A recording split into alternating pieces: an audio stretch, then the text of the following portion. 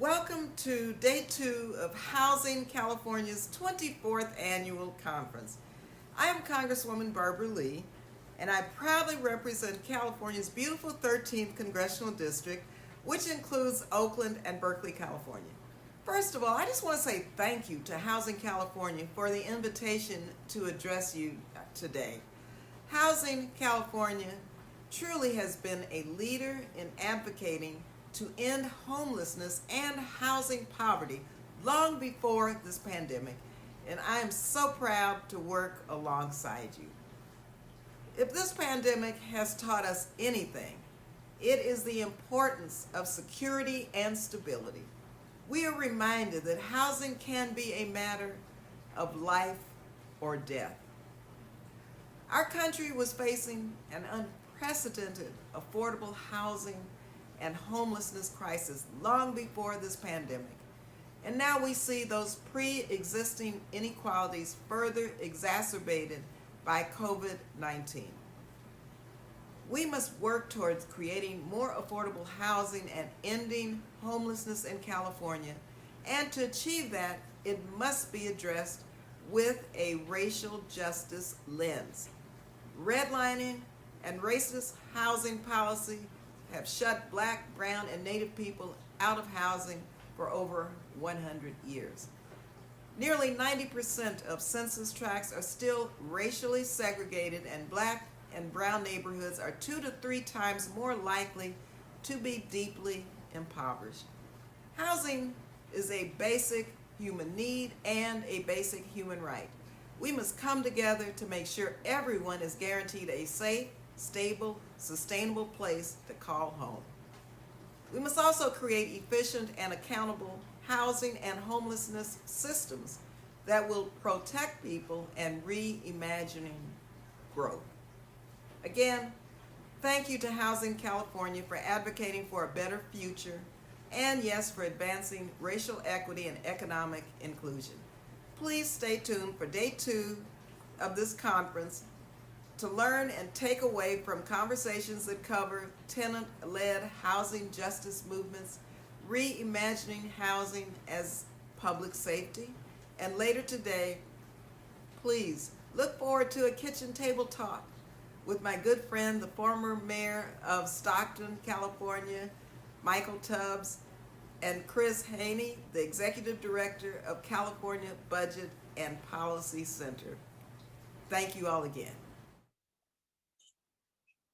Hi, thank you so much to Congresswoman Barbara Lee for her inspiring words and for her leadership in Washington, and we truly need more like you. Welcome back, and thanks to all of you for joining us at Housing California 2021 Virtual Unconference. I'm Joyce Roberts.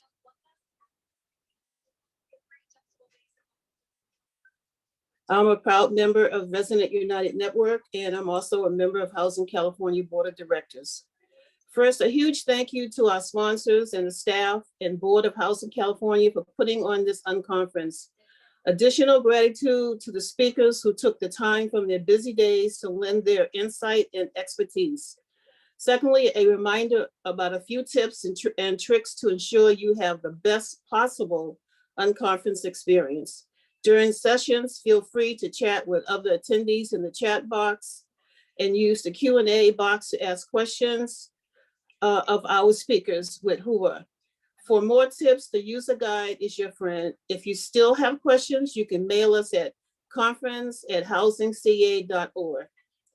Thirdly, be sure to visit the exhibit hall following sessions where you can win prizes using the hashtag Housing California 2021 on Twitter and Facebook to help those unable to be here following the conversations. You'll see the Housing California team live tweeting sessions as well, and you can go and engage in the conversations there. We look forward to continuing this unconference experience with you. Lastly, we're honored to introduce our next session, Tenant-Led Housing Justice Movement, with a panel of tenant leaders, including our fellow run leader, Nina Jorgensen. I'm glad to turn it over to our Housing California owned statewide organizer, Robert Villa Gomez, to kick off the conversation. Thank you so much, Joyce. Good morning, everybody. I'm very happy that we could all get together and have this conversation. I'm really looking forward to it. We are waiting for one of our other panelists who's going to be joining soon.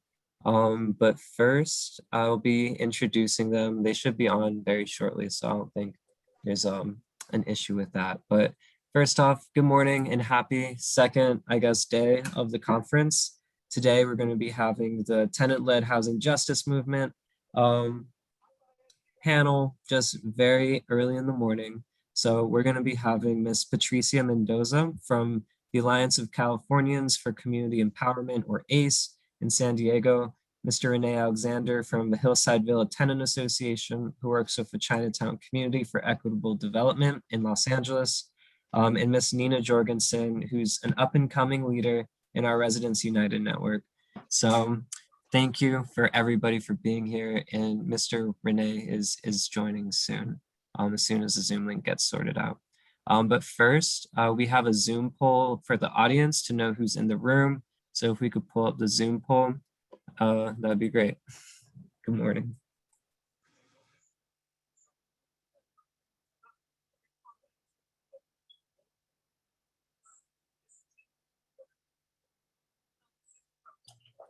I'm sorry, there's not a poll in our system. So Okay. maybe we do it in the chat. Apologies. There's no poll, but if everybody who's participating could just say if you're a tenant advocate, just do some introductions. You could put it in the Zoom chat or Whova. It'd be really useful later on when we're heading into the Q&A section. And Renee is in the audience. There he is. Good morning, and thank you for joining. So we can get into it. I got it. Perfect. Good. Thank you. We're all here. So perfect timing. This is how it is with organizing, you know, it all comes together at the end. The purpose of this workshop, or what I was hoping that we could get out of this, is it gives a small sample of what grassroots tenant-led organizing is happening across our state, and why it's vital to create policy that really solves our housing and homelessness crisis. When we talk about including voices of like lived experience, I think one of the things I wanted to highlight is that a lot of people are leading these leading fights at the grassroots and local level already. So I hope that we can leave this workshop inspired to support local grassroots organizing groups to really create a movement for housing justice, because it takes all kinds to push things forward. And I think in the history of social justice movements, we've seen that the people who are most impacted are the ones that are leading the work. So with that, I wanted to let our panelists introduce themselves, and we'll get into our first question, which is to please explain, you know, your organizing campaign, what it's centered on, where did it start, and where you're at today. So let's start with Miss Patricia Mendoza. You can have up to 6 minutes to speak a little bit on what you've experienced in your story. So thank you. Hi, good morning. My name is Patricia Mendoza. I'm a single mother of 2 children. I live in the city of Imperial Beach in San Diego County. Would you like me to answer your questions first, or would you like to hear my story first? Whatever makes sense to you, whatever feels right. Okay, so I think I'm gonna share my story first and then let you know why I'm where I'm at today. So I've always worked hard to make sure I pay the rent on time and have food on the table for my children. Even before this pandemic hit, we were struggling a little because rents are too high. My monthly income was $2,000 a month, and 1,500 of that, which was 3 paychecks, went straight to rent. That kept me with 500 to pay bills and buy a little bit of groceries. And, you know, moms always make it work. That's how my mom did it. And, you know, I'm not going to give up on my kids. But this pandemic really impacted us. I'm sorry. I've gotten 3 eviction notices from March 2020 to December 2020. That's 3 in less than a year. I'm despite all the protections that they say us tenants have, me and my children know, and the protections and the SB 91 that, they say that we have that are supposed to protect us. Why are families like mine falling through the cracks? My children and I know firsthand what it is to be harassed. My kids are scared to come and open the door in case anybody else knocks. They're just traumatized. I know that our mental health is not like it was before this pandemic. So for 3 months straight, we've been continuously harassed by the previous landlord and now by this new landlord. Mind you, we've been here for 4 years. They sold the property in the middle of the pandemic, which was in September. And this second landlord, she changed my electricity bill from my name to her name, which it made it a $70 to a whopping $135 a month. Knowing that I can't afford to even pay the rent, she's gonna, change my electricity bill so it can be more expensive. She cut the cord while my daughter, was doing her finals.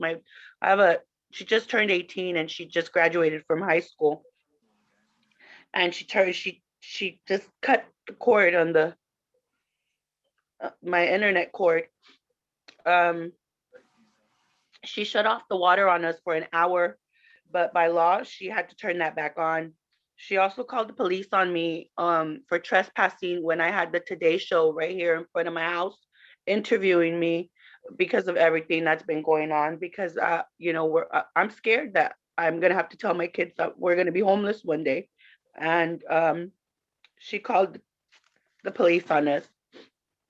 But throughout that year, I fortunately, and I thank God that I met Ace. I received a phone call from Ace because I did attend one of their meetings, and I started, where else am I gonna go? What else am I gonna do? I was really scared. In where are we gonna live next month? I can't tell my kids we're gonna be homeless. I can't fail as a mother. I've always worked hard. This pandemic wasn't my fault. It's not something that I caused. So I grabbed a hold of Ace, and Ace grabbed a hold of me and said, we're gonna get through this together. And most certainly we did, because I'm still here fighting my third eviction. I've been fighting along with Ace members first to cancel rents and then for the rent relief. And then now that there's the rent relief, I've applied to everything, abiding by the law, everything that's supposed to protect me. And the landlord still won't, he doesn't want it. He just wants me out so he can renovate, do major renovation and charge more rent. So with that being said, we're still, we continue to win. We won the rent relief, then we won a ban on all evictions for here in San Diego County. And that's one of the strongest, and San Diego has never had anything like that, any protections. And, I know that using my voice now, sharing my story, making it, sharing this awareness to people that don't know what we're really going through really helps. So this is why I'm here today. I'm here because, I've gotten this far. Ace has fought with me, and I'm not about to leave Ace. I'm really grateful and thankful for them because we're still housed. I still get to protect my children. And I know that we've been working hard, and like we say, there's number and powers. And, there's power in numbers. I'm sorry. There's power in numbers, and together, we fight together for each other, and we can get through this. So that's my story. Thank you. Thank you so much, Patricia. It's that's why we're here. That's why we're organizing. Because what we talk about in the legislature and the policies that are passed look very different in how they're implemented on the ground. And I want to echo what Zella had brought up during another run leader during yesterday's roadmap panel, is that the more time we wait, the more people that are going to fall into homelessness, the more people that are going to experience things that I don't feel personally anyone should experience. So thank you for that. And I want to pass this off to Renee, who's involved with the Hillside Villa Tenant Association that's been pushing for a historic campaign, but I will let you speak on that. Thank you. First of all, I just want to say thank you for giving me the opportunity to speak here today. A little history about the Hillside Villa apartments. Hillside Villa was built on a covenant for 30 years. And what had happened is this. That thing expired. The covenant expired, and the owner of the building, Tom Botts, decided that he was going to play this maneuver game with us. And approximately 3 years ago, the tenants here at Hillside received a letter stating that there was a possibility. Now, that's a key word here, a key phrase, the possibility of our rent going up. He didn't say how much, he didn't say for sure or anything else. He's just a possibility. 6 months later, right before Thanksgiving, we received letters stating that the rent would be increasing between 200 to 300% depending on the tenant. And again, this is right before the Thanksgiving, right at the holiday time. And things kind of just blew up. And another key factor here was it was all written in English. So our Asian residents and our Hispanic residents were not, they were clueless. They didn't know what was going on because they couldn't translate what was being said. And we all kind of just band together immediately and met in the courtyard to try to figure out what was going on. And being the holidays, that put a lot of stress on a lot of the tenants here. There were tenants crying in my arms in the laundry room. It was mass hysteria, complete fear that somebody's rent would go from, $700 a month to, $2,500 a month or more. And how are they going to pay? Now, this building, when it was built, again, 30 years ago, was built to house or to help house people who were displaced using eminent domain, the LA Coliseum and LA Live, and because for the Olympics. And so here they are, ironically, having to fight to keep the homes that they were moved to because they were displaced in the beginning. Now, our fight has been a crazy fight. We've gone through harassment on top of harassment. We've had them trying to bribe us with cash for keys. We've had them literally knocking on our door at 10, 11 o'clock at night, being stopped in the hallway, everything they possibly could, and threat of eviction. I was listening to Patricia, and, I understand when she says that she has 3 evictions. The tenants at Hillside Villa, are right there with her. They were giving us notice on top of notice. Every month, it seemed to be something different for years. Fortunately, right at the beginning of the following year, after they gave us the 6-month notice, we were having a meeting literally outside the office of the building, and somebody said, "Hey, I'm from LA Tenants Union, and we're here from CCD, and we want to help you guys." And they helped us get together. They helped us get organized. And within the next 4 months before that got out, we were able to get an attorney. We were able to fight, and the fight has been going on, and it's been continuous. But we were not just fighting the landlord. No, we were fighting the city because the city was not willing to jump in, was not helping, particularly Gil Cedillo, Councilmember Gil Cedillo. We literally had to sit in the hall outside of his office door. We had literally, stormed the city, show up at events that he was at. It was just ongoing of the tenants banding together and sticking together and literally putting our faces out there and saying, "Hey, you better listen to us." And eventually he did. But that was not enough. Just to listen to somebody is never going to be enough. And the Hillside Villa tenants refused just not to just be heard, but to have action. And in that action, we want everything that we've ever said that we were going to do. And now what we're faced with is we're faced with the city council and having to go through them and trying to work through this massive, I don't know what you would call it, but it's a this monopoly of ignorance within the city of how to keep people housed, how to keep these covenants existent for affordable housing for the people that they promised homes for.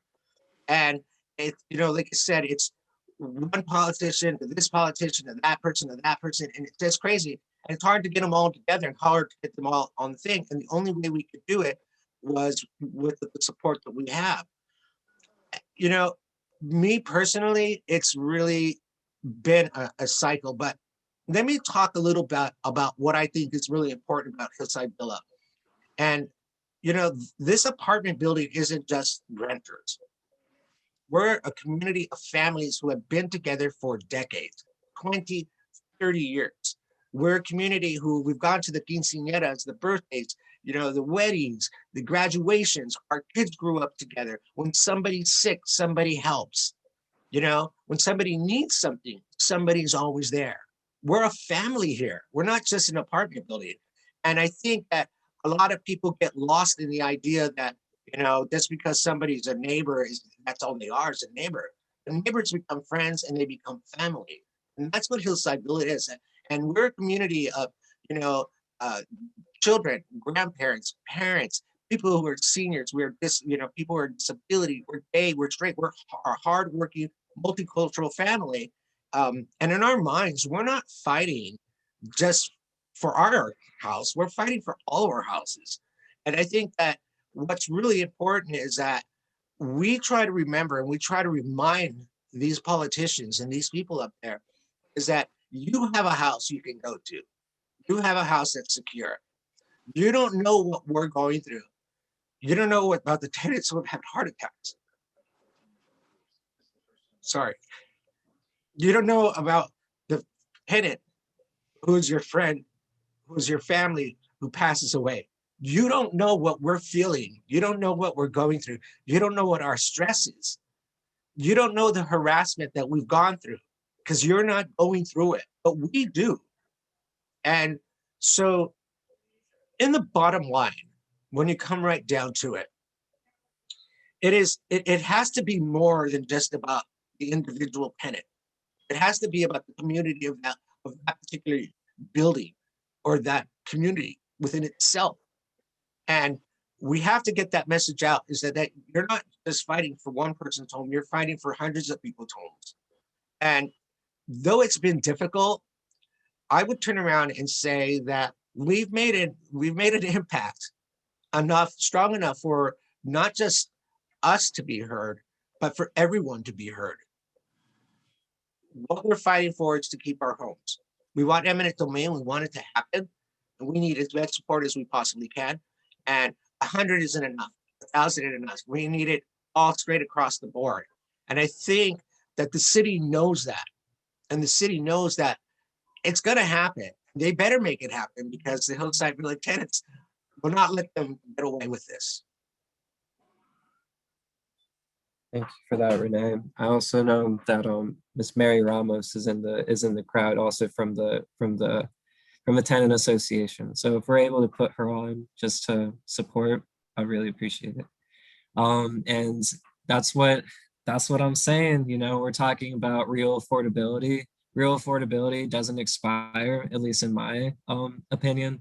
And that's also why we're here. I'm always in awe of tenant leaders just because it's like, it's hard to it's a necessity to stand up and to take action. And I think like for people outside of organizing, outside of the movement, they see them and they're like, oh, so strong, so powerful. And that's true, but it's because you also have to, because it's life or death, not just for one person, but it's for the whole community. And that's why we're here. So I'd like to bring it up to Miss Nina Jorgensen, who's been involved with Residents United Network. Residents United Network works at the statewide level. So this is where we're gonna speak a little bit, or she's gonna speak a little bit on what it was like to take the fight to the state capitol. So take it away, Nina. Hi, again, I'm Nina Jorgensen. I live in Pleasant Hill at Garden Park Apartments, one of our few affordable permanent housing the type of housing that we're fighting for. And I just want to say I'm so humbled and honored to be here. And just to be real with everybody, I'm a little nervous. This is the first time I'm speaking at this kind of conference, but I am so excited. So please bear with me and feel free to ask any questions at the end if you need any clarification. So to answer that question, in order to push for corporate tax bills like AB 71, we most of all needed teamwork. And by teamwork, what I mean is we would come to get the RUN members, which stands for Resident United Network. Us RUN leaders would come together through community care calls that we have once a week. We also called our assembly members to say that to support our corporate tax bill AB 71 and other bills like it. We also attended assembly committee meetings where we got to testify to support corporate tax bill AB 71.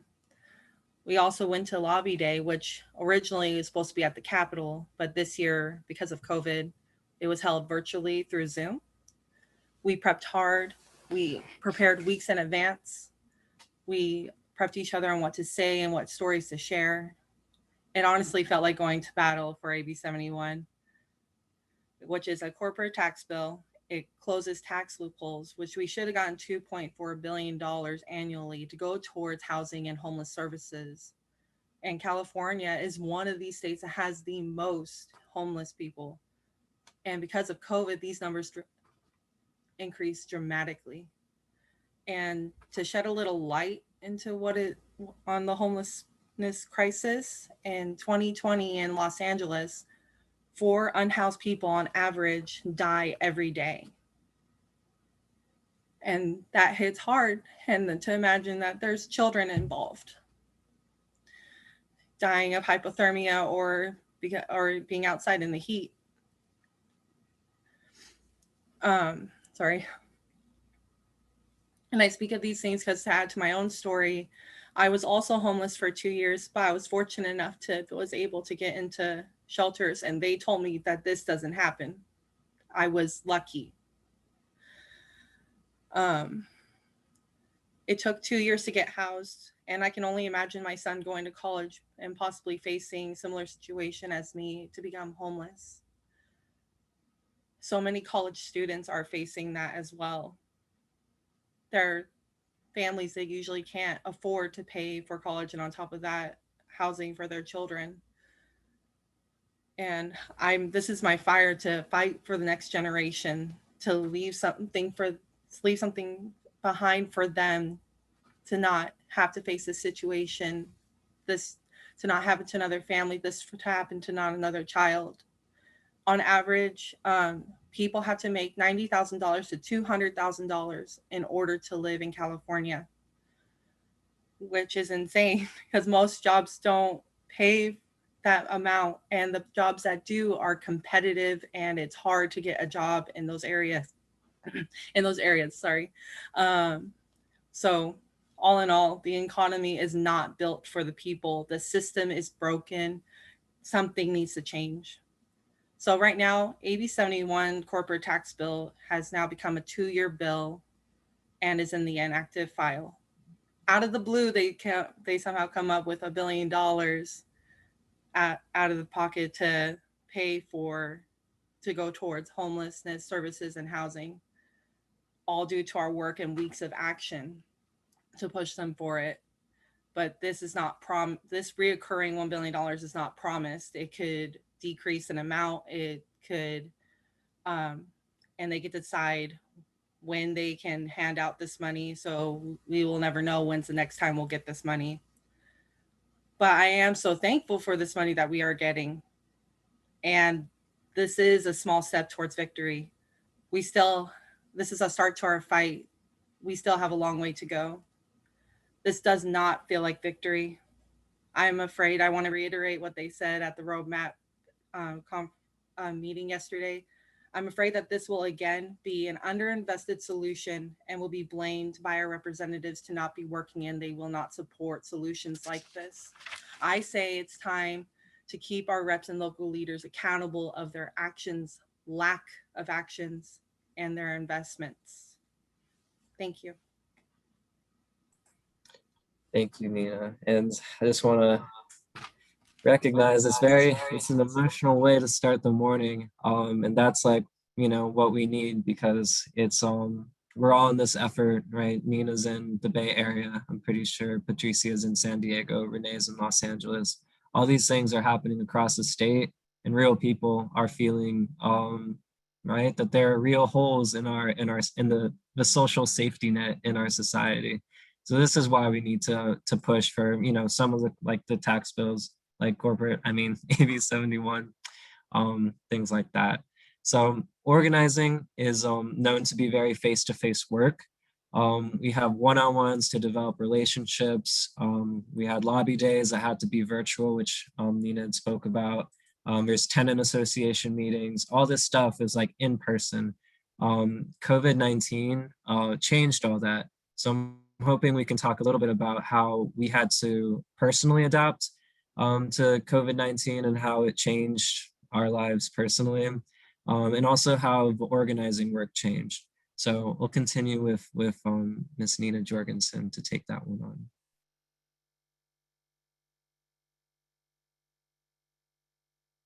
You're muted. It's okay. Happens to us all. Knew that was gonna happen. So again, I'm Nina. Thank you again for letting me speak for what happened during COVID, where we all had to go virtual. My rep team, the Residents Empowerment Program of Hope Solutions, we found new ways to stay connected and get involved through meetings, through Zoom, and we found out that we could be at different areas no matter how far, and go to different trainings and bring it back to the table for us to educate each other and give us training tidbits. And we saw that to cover more ground, we got to learn a lot more even through these COVID restrictions, and didn't have to worry about traveling. For the run leaders, it was similar to what Rep found out, but on a statewide level. Run leaders are all over California. And we got to go again, that the community care calls we held weekly was great to stay connected, stay updated, to be able to take our next action steps. These are great positive outcomes that came in 2020 through 2021. It was a definite hard year for everybody. Through my own personal adaptation, I saved up money for a computer because I didn't have a computer to do these meetings. And my phone was inadequate. It was to get by. By a miracle, I got a computer for free through donation, and I saved up for a phone. I have a phone that works for the most part. What the hard part is scheduling times and meetings, as well as it hit the kids hard when they had to do schooling at home. It was hard to do the meetings and assist my son, and along with our mental health, that we were definitely affected after being homeless for 2 years. Not everyone comes out of that well. Some people really struggle with mental health through their disabilities and financial restrictions. It was a lot to juggle. There was a lot of responsibilities for sure. It was really hard to stay involved, but we make it work because of personally, for what fires me is for the next generation, for my son. I definitely, again, will say this is definitely hard for everyone, but we need your struggles and to support each other through those struggles to fight this fight. Thank you. Thank you, Nina. And we'll pass it off to Miss Patricia to speak on how she had to adapt and how the organizing changed. I just want to say it's really compelling. It's really sad to hear, all the other panelists' stories. It hurts because this is something that we shouldn't be fighting for, because housing is a human right. And Nina, I see you and I feel you. And I just want you to know that I'm behind both of you. I stand with you both 100%.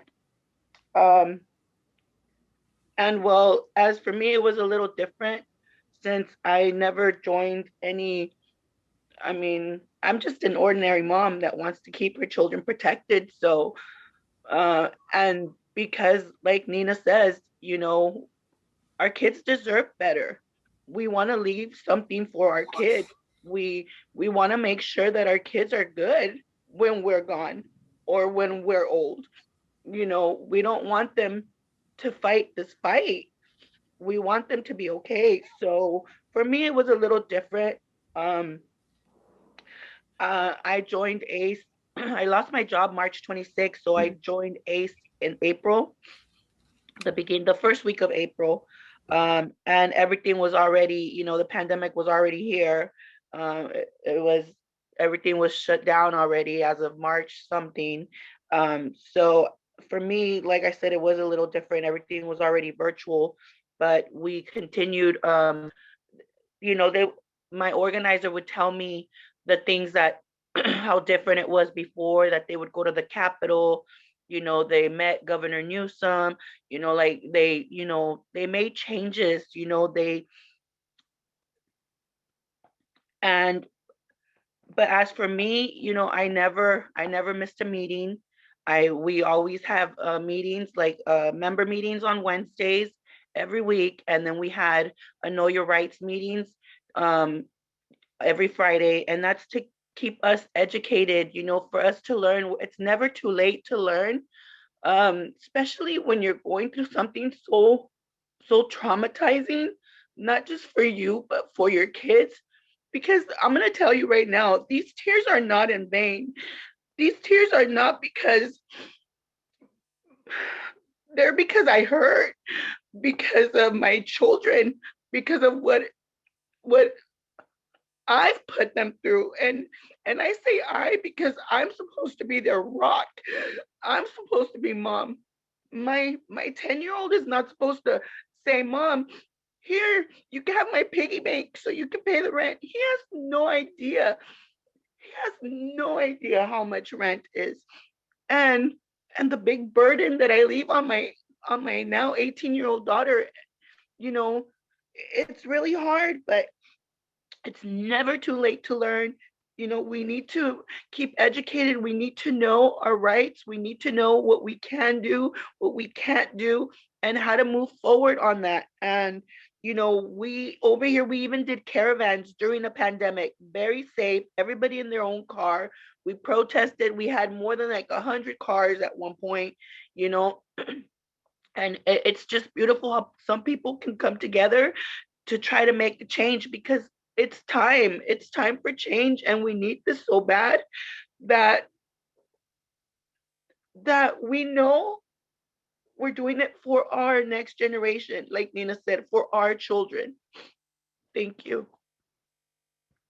Yeah, thank you. Yeah, when we were prepping before, the panel and everything, when you shared that, Patricia, about how the children feel it, I remember, or that brought up memories for me growing up in the 2008 like housing collapse, and being like, being in middle school, or I don't know, a child, and just wanting to help because my parents were stressed. Luckily, they're able to keep their house in Los Angeles, but that was something we haven't recovered for as California, as a nation, and now we're facing again possibly another housing crisis. Well, we've been in one, but we're gonna maybe enter another stage of that if we don't extend the eviction moratorium, and if the government, the state government, can actually get out rental assistance for people in a time before they get evicted or displaced. So I'll leave it at that.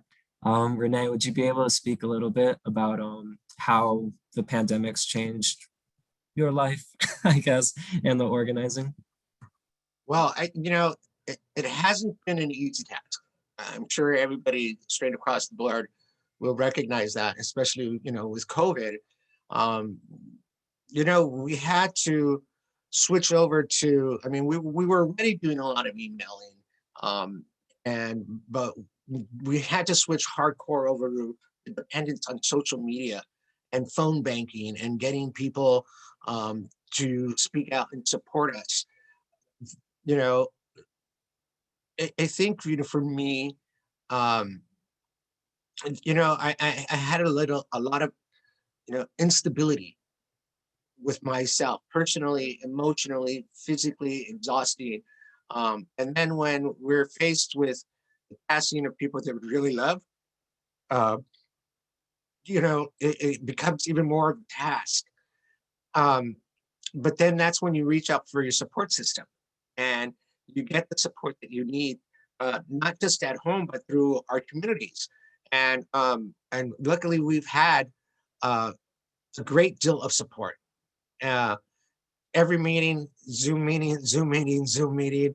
You know, um, try to get your phone to work, sound's not working, the video's not working, and how are you going to do this? And then we have petitions going out, and then the phone banking, and it was so important. And luckily for us, we've been very recognized across the nation, from New York to Sacramento. And so the phone banking was one of the most strong, one of the most prominent things that we could have, because I think when the city officials start getting calls from New York or from Sacramento, they're like, what the hell's going on here? When they're getting 100 to 200 phone calls in a day, to get them to do their job, do what they're getting paid for. I mean, we're the taxpayers, we're paying your salary. You need to get up and do your work. And that has been one of the, most important things. And I think right now, where Hillside is, what's really important is that the budget committee vote and move quickly to approve the loan for eminent domain. People's lives and homes are at risk. And so have a pen ready, because I want everybody to write this down. I'll put it also in the on the message board. It's tiny, TINYURL.com/support HSV. And that's the link to sign up and to help and support for eminent domain and keep the Hillside Villa Apartments as affordable housing.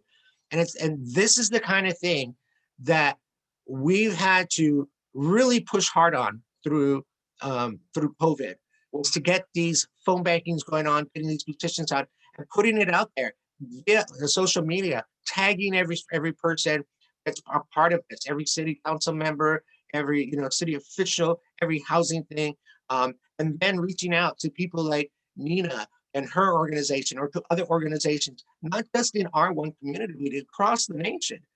I mean, California and Los Angeles and San Diego and all these, it's not just the one thing. It's not a one building thing. It's across our country. And it needs to be addressed nationally as well as locally. And I think that we start at locally and we build to nationally. And that's how it has to get done. And I think right now, with the way or where our country's at when it comes to housing, we're pretty pathetic. We're pretty pathetic. And we have, people um, who are being displaced because of big corporations, big investors. And the city seems to say, hey, that's okay, you can do that. No, it's not okay. When you're displacing people, just because you want to fill your pocket with some money. I honestly think that, with where we're at, this is a huge step. And we desperately need as many people as possible to sign this petition to get the budget committee to approve this, like now, not like in 3 weeks from now. Well, we need it done now. We need it done today. We need Hillside Villa to be purchased. We need to set a precedent that it's not just the city, but the people can change things to make affordable housing really affordable housing, not just for 3 decades, but for forever. We don't need it for just a temporary thing.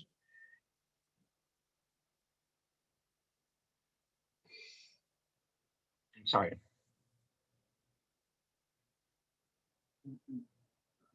Life is hard enough. And we have to go to work. And like Patricia and Nina, and I listen to their stories, and I think about my kids, and I think about all the other families that are out there.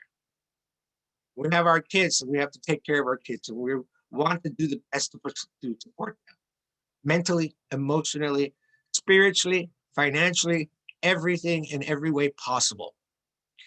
And when our homes are at risk, the first thing we think of is our kids. And how are we going to take care of our kids?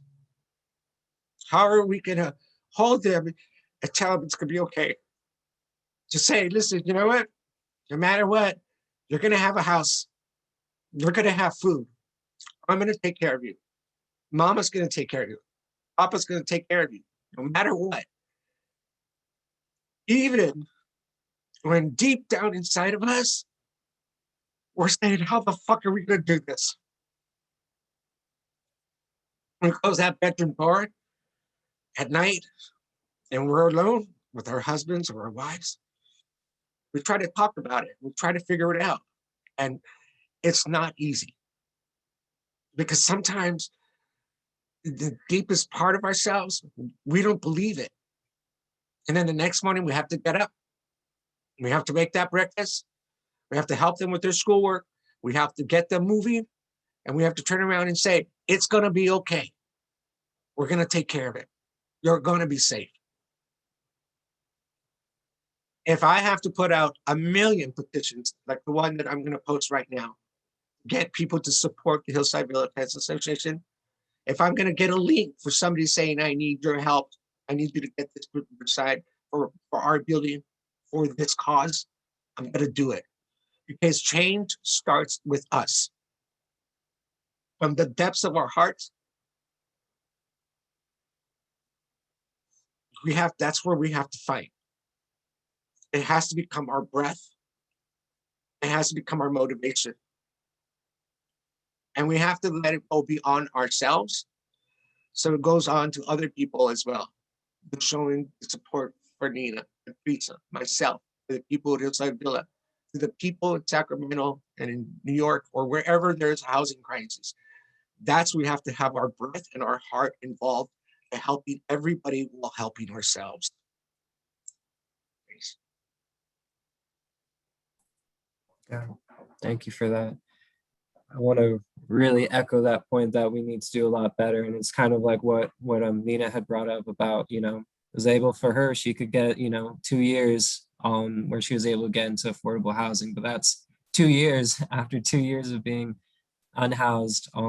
Same, I was a case manager doing rapid rehousing prior to where I worked for Housing California.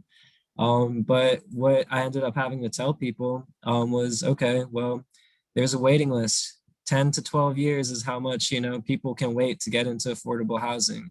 And if you tell that to somebody who's in a, you know, a situation that's, they need support, like and assistance, like now, because that's what it is. That is a death sentence, if I'm gonna be real. So that's that. We need to do a lot better. And I think the coalition work that Renee has been like speaking of, it's not just one fight. These are all connected. And if we're able to band together and bring it to the Capitol, then we're a lot more powerful. So I will pass it back to Renee. After this section, we're going to be having 15 minutes of questions and answers. So please put any questions in the chat or in the Q&A box in Zoom. It could be about anything, I guess anything. But yeah, so let's pass it back to Renee, and I'm trying to find my agenda. I got so many tabs open. Sorry, y'all. So let's take a step back and say, and we've been like hitting on it, right?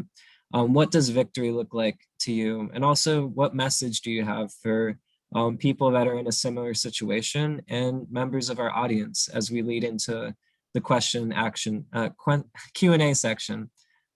So I'll pass it back to Renee. So what does victory look like to me? You know, what victory looks like to me is every step.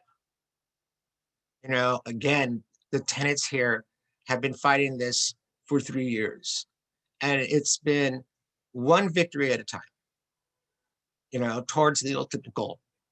Our ultimate goal is to have this building taken away from Tom Boss using eminent domain.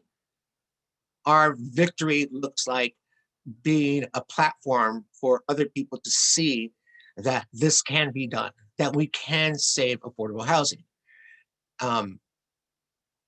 That's what victory is.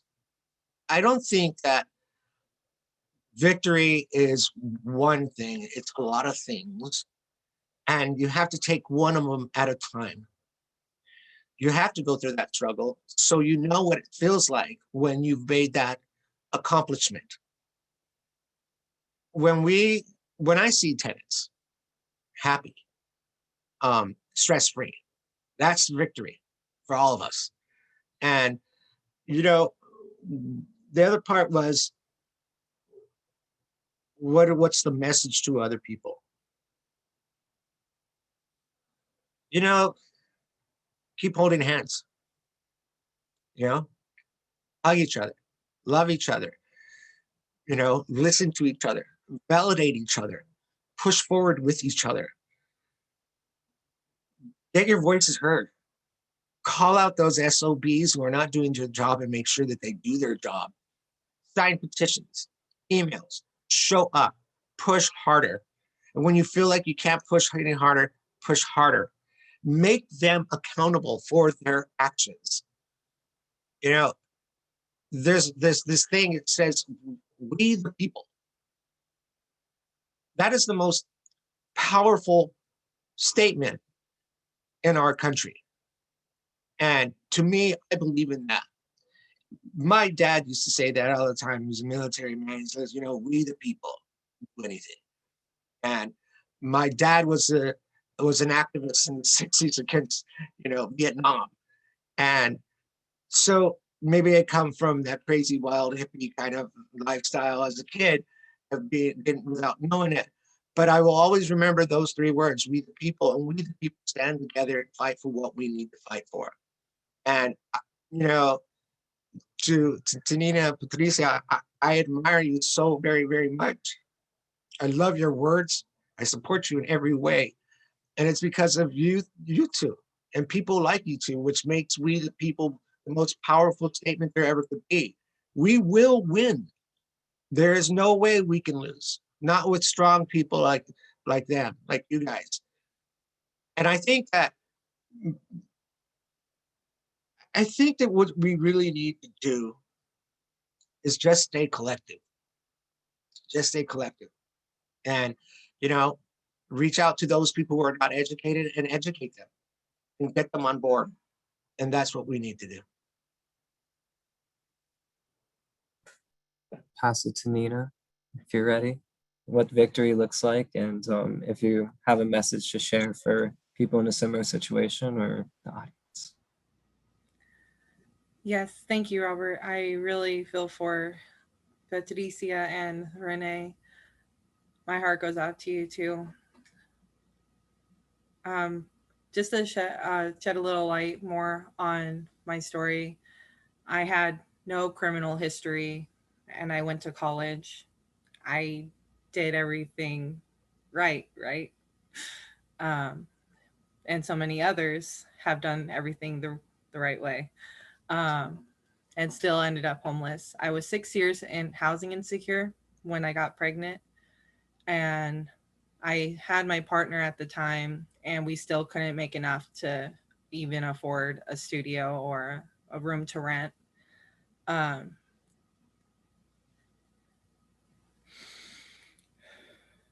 and eventually we split it apart due to domestic violence. I still had my son. The last 2 years of those 6 years, that's when I became homeless, and it took 2 years to get housed. And there's plenty of others, like my teammate who has a chronic severe disability and still waited 8 years to get housed. The system is broken. It really is. It's not for the people. We don't have enough funds. For those 6 years that I was housing insecure, there was no homeless prevention. There was no prevention measures to help us. There was no information out there. We need more funds and to train the professionals to know to give these, which information to give, because it was just so confusing and no one had the right information. They all, well, mostly what we got and I got was figure out on your own. And or you have to know the right people to get in. And I was told when I was housed, again, I was lucky. It was not supposed to happen that way. It never happens that way. People can't be housed on luck. I was blessed, definitely, but we need to get it. We need to get housing as a human right. It is a human right, and we need to get our locals, representatives, and leaders to see that. So, where we live in right now in Pleasant Hill is a fluent, wealthy area. And it used to be you had to drive to see the homeless in places like Antioch and Oakland. But now they are present even within these wealthier areas at your door and my door. So, what victory would have been was getting the AB 71 corporate tax bill to come to pass and get that $2.4 billion that we need annually so we can have the funds and resources to tackle and conquer this homeless crisis right at our very front doorstep. Thanks. Thank you. And Patricia? Well, for me, victory, and I'm going to be straightforward as I can be. At the beginning of the pandemic, every time you saw Governor Newsom and his commercial, we're all in this together. We're all in this together. That to me was a bunch of bull. Because if we were in this together, and like Renee said, and like Nina said, we wouldn't be going through this. Why do they get to sleep when we're over here stressing, when I can't even sleep? I've been sleep deprived. I can't sleep. I had 7 asthma attacks from March 2020 to November 2020. 7 when I only have 1 a year. Why is it that they can sleep and we cannot? Why is it that they don't worry about what they're going to eat and where they're going to live tomorrow, but we do? So victory to me is when we say we're in it together and we won. And when I hear him again say we're in it together and we don't have to go through this, or our children will never have to go through this, that will be victory to me. Victory to me is continue to organize. Victory to me is continue to campaign, to organize, to protest, to raise our voice, to share our stories, to spread awareness. Because if people don't know, sometimes I feel that they can't see behind their white picket fence. They don't come into our Black and brown communities and see how we're suffering or see how we're living, or in the conditions. I wish I'll invite Governor Newsom to my house just so he can see what little space we have, how bad my bathroom is. I wish, I really honestly do wish that they can see behind their white picket fence, behind their communities, because their communities and our communities are not the same, and they should be.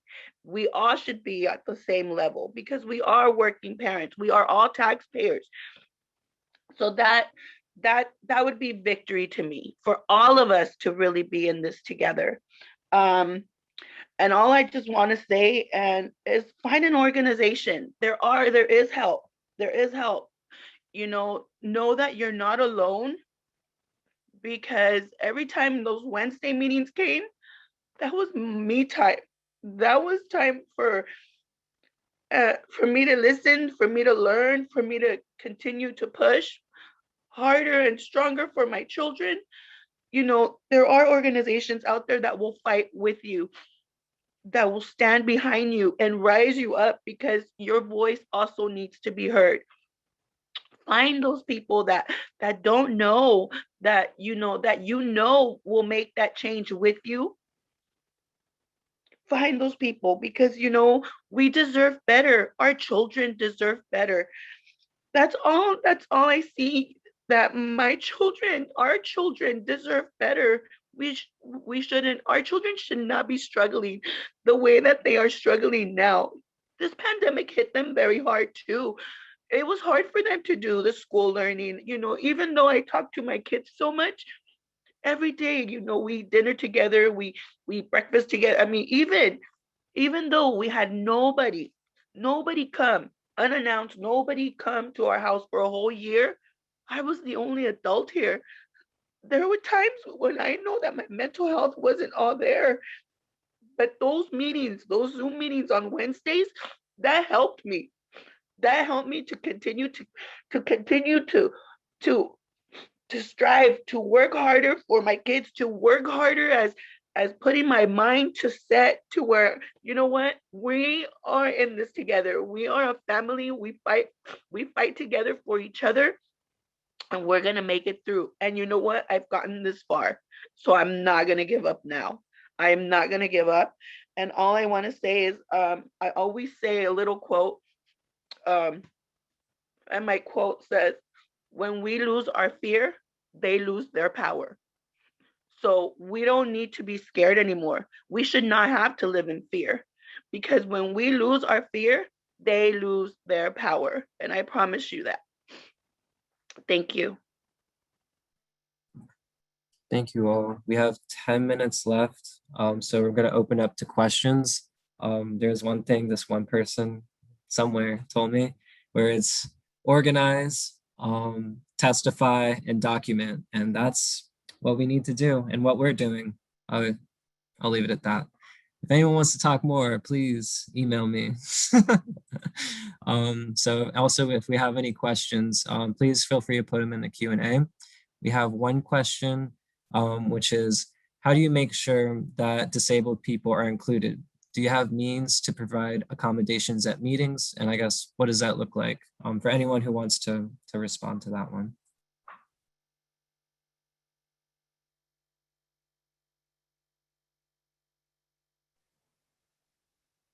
I'll go ahead and speak on that. I think first of all, our building, which was built, we have a lot of access for people who are handicapped or disabled, rails or whatever.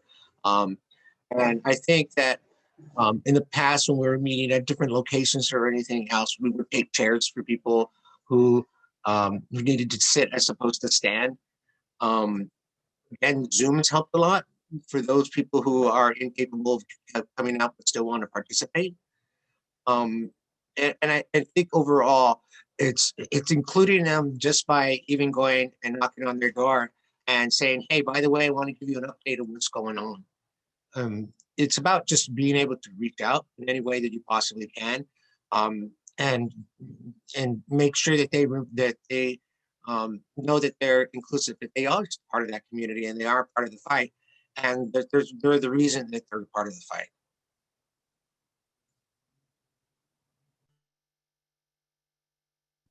Yeah, I know in Hillside Villa, there's like maybe 5 languages people speak, a lot of languages too. And that's another question with like access. There's another question also from Mary. So when the city, state, and the government tells us that they don't have the money to keep us housed, what is your responses? How do we respond to that when people say, where do we find the money?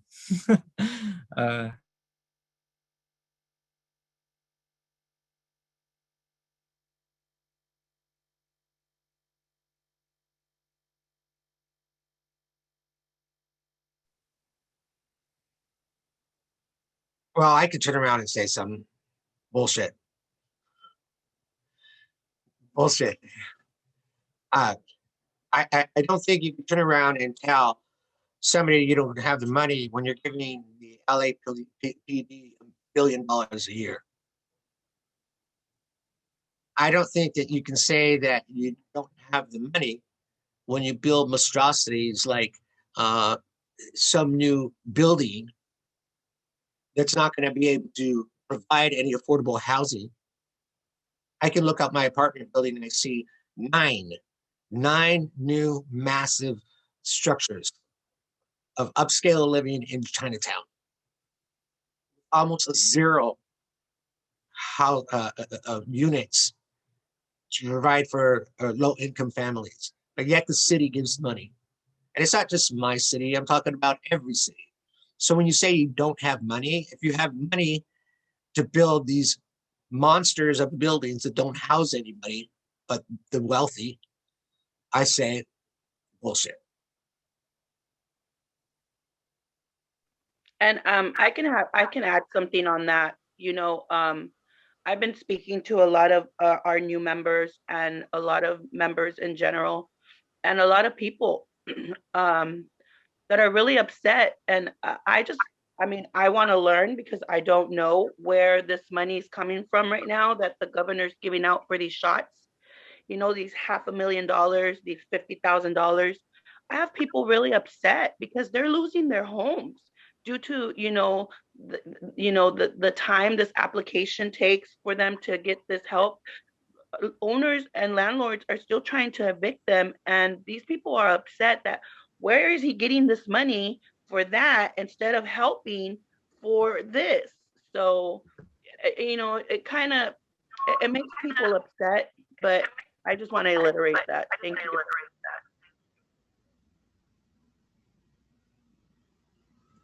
I could add something. What I was talking about with, I don't know what to say, Robert. We were talking about the Olympics and how they were going to build a huge stadium. Instead, we could have used that land to make affordable housing or permanent housing. I don't understand how they can spend so much money. They say they don't have to keep everyone housed, but spend it on another huge stadium. So just to put my 2 cents in, I can echo what Renee said, that it's total BS. It's like they're lying to our faces. They're just like with the $1 billion, I said, they're just throwing money in our face and just saying, here we can help a little bit, when they really just want to hold on to every penny they got. Yeah, a little bit about that billion is that's in the proposed budget, state budget. They still have to vote on it, which I think will be happening in a week, to see if we're actually going to get the billion, maybe more, maybe less. So call Newsom, leave a message. Also, what's happening in a week that we haven't heard anything about is the eviction moratorium that is slated to expire. We had some press coverage saying that there's going to be more relief, but where is it? What's going to happen until people get it? So yeah, let's see. I'm looking for other questions. We have a question again about like access. So does anyone know if the severely disabled are accommodated first before something else happens? I'd like to know. We'll leave it at that, I guess. Maybe we could talk a little bit more about accessibility and how it looks in our groups.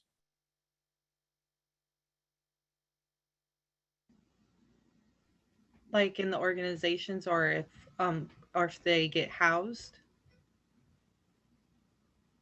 However makes sense to you to respond to that.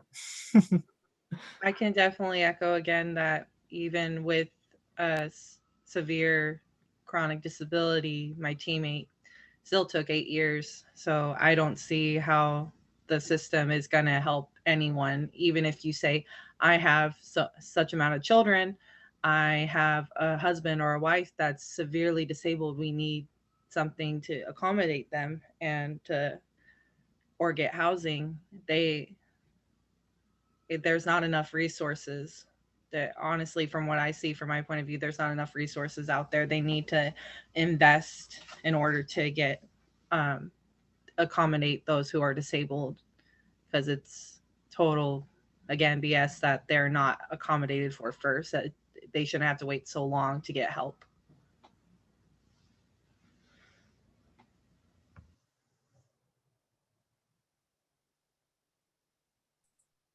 Renee, were you going to say something?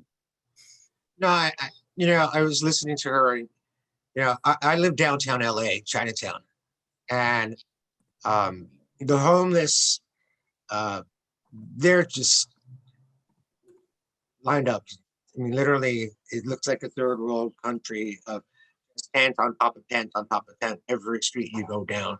And it's a little ironic that, we see so many homeless, and yet we see so many buildings sprouting out like weeds, from these big investors. And in that homeless community, there's such a tremendous amount of people suffering from many forms of disabilities. And yet we see so little being done. What we see is paper shuffling, lots of paper shuffling.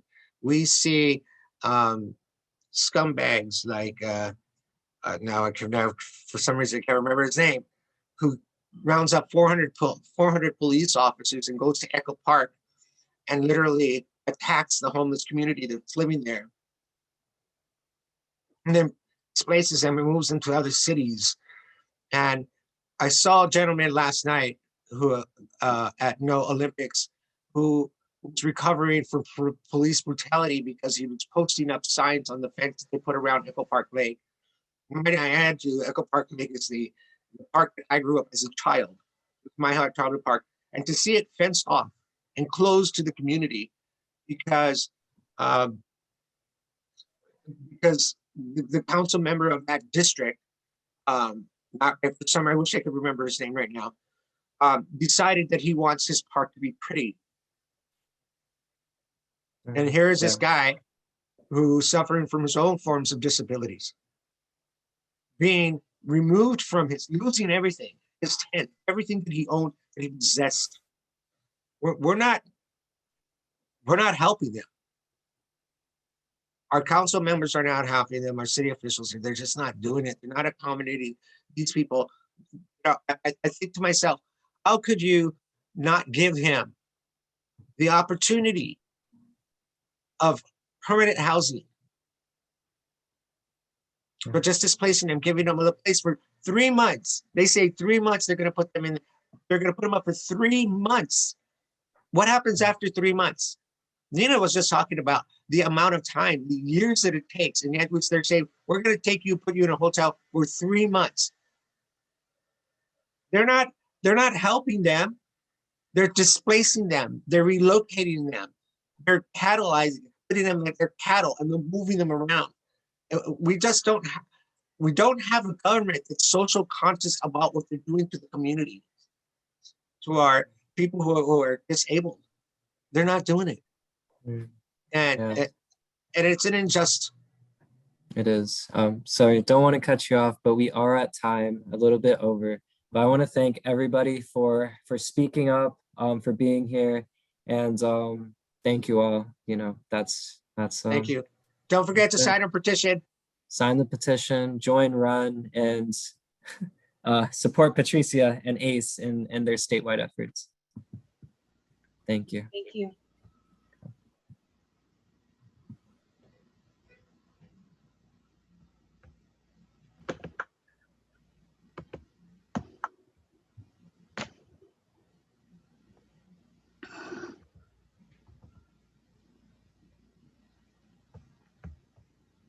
So I don't know if I'm supposed to go, but anyway, my name is Willie Stevens, and I'm a proud member of RUN, United Network, United Residents United Network, and I'm also on the board of directors of Housing California.